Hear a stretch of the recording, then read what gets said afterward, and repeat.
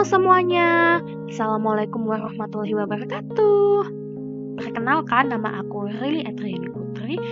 Saya dari Universitas Trunojoyo Madura, program studi psikologi. Ini video pertama aku lah di YouTube. Tujuan aku bikin video ini tuh untuk sharing ilmu seputar psikologi yang insya Allah dapat bermanfaat dan menambah ilmu bagi kalian yang menonton video ini. Yuk langsung aja simak videonya. Apakah kalian pernah mengalami quarter life crisis atau kalian belum tahu apa itu quarter life crisis?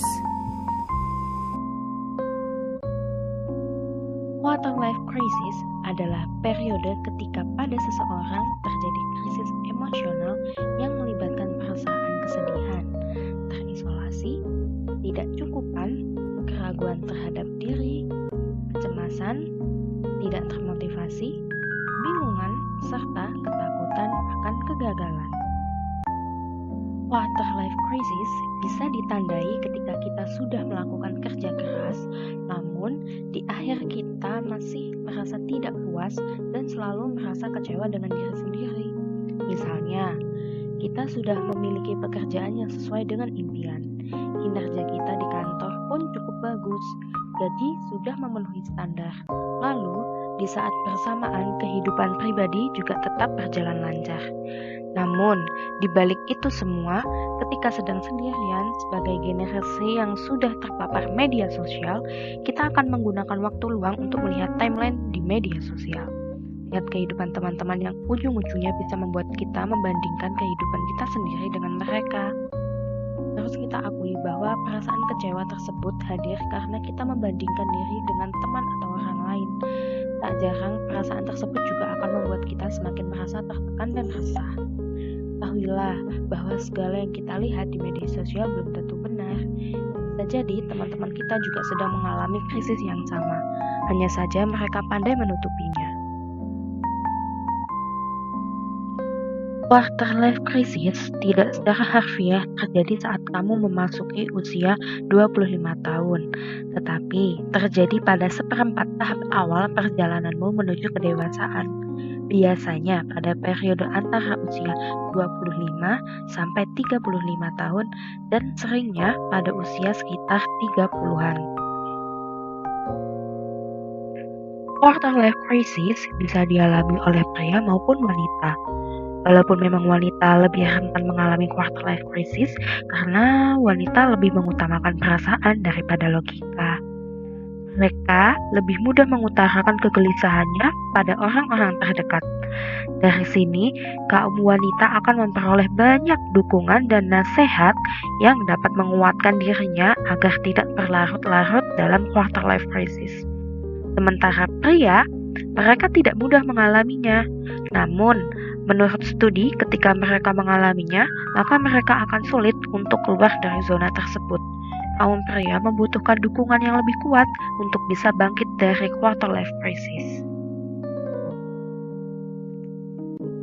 Apa sih yang kamu rasakan saat mengalami quarter life crisis? Biasanya nih, kita sering berpikir seperti ini. Seharusnya saya begini ya, atau saya harus melakukan ini. Itu berarti kita sedang berusaha untuk memenuhi standar yang dibuat oleh masyarakat kebanyakan. Misalnya, standar usia pernikahan, jumlah pendapatan, apa yang harus dimiliki, dan lain-lain. Pertanyaan yang dianggap ringan oleh sebagian orang seperti kapan wisuda, kerja di mana, kapan nikah, usia segini kok belum makan. Sebenarnya justru yang paling banyak memberatkan pikiran seseorang ya pertanyaan seperti itu. Stigma di masyarakat yang begitu beragam bisa menjadi tekanan yang menimbulkan rasa stres atau depresi bagi seseorang apabila diungkit terus-menerus. Sementara mereka yang bertanya demikian terkadang tidak berpikir dulu dan langsung mengutarakan pertanyaannya. Dan ini bisa sangat mempengaruhi kondisi psikis orang-orang yang ditanyai. Bagaimana quarter life crisis terjadi pada manusia?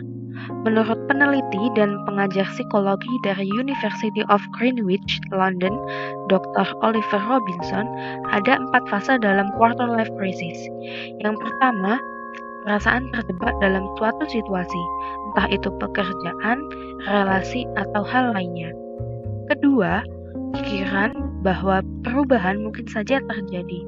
Selanjutnya, periode membangun kembali hidup yang baru. Yang terakhir adalah fase mengukuhkan komitmen anyar terkait ketertarikan, aspirasi, dan nilai-nilai yang dipegang seseorang. 7 tanda quarter life crisis. Yang pertama, otakmu seringkali dipenuhi pertanyaan, kenapa aku lahir dan untuk apa aku harus hidup di dunia? Kedua, kamu juga selalu kepikiran kalau kamu belum melakukan hal-hal terbaik dalam hidup. 3. Sosial media kerap kali bikin kamu cemas dan membanding-bandingkan dirimu dengan orang lain. 4. Kamu tak bisa lagi bilang, santai, semua pasti baik-baik aja. Atau, gampang, nanti pasti beres kok. Yang kelima, saat belanja, kamu mulai pikir ulang karena baju kesukaanmu tak cocok lagi dengan usiamu sekarang. Yang keenam, dalam dunia kerja, kamu dilema antara ingin menapaki puncak karir atau menikmati dunia selagi kamu bisa. Dan terakhir, soal asmara atau jodoh, kamu nggak tahu harus berbuat apa karena terlalu banyak saran yang berbeda. Kenali tanda-tanda quarter life crisis. Mungkin kamu sedang mengalaminya sekarang tanpa kamu sadari. Setelah ngeh kalau kamu sedang mengalami quarter life crisis, ambillah sikap yang harus kamu lakukan agar quarter life crisis tidak semakin parah. Target hidup yang belum tercapai juga kerap kali menjadi pemicu timbulnya quarter life crisis loh. Setelah sudah menginjak usia 25 tahun, sedangkan ada target yang belum tercapai, maka timbul rasa khawatir dan tertekan untuk mengejarnya. Masih tentang quarter life crisis nih, milenial yang lagi asik-asiknya menikmati sosial media, ternyata hal itu berpengaruh besar pada munculnya quarter life crisis.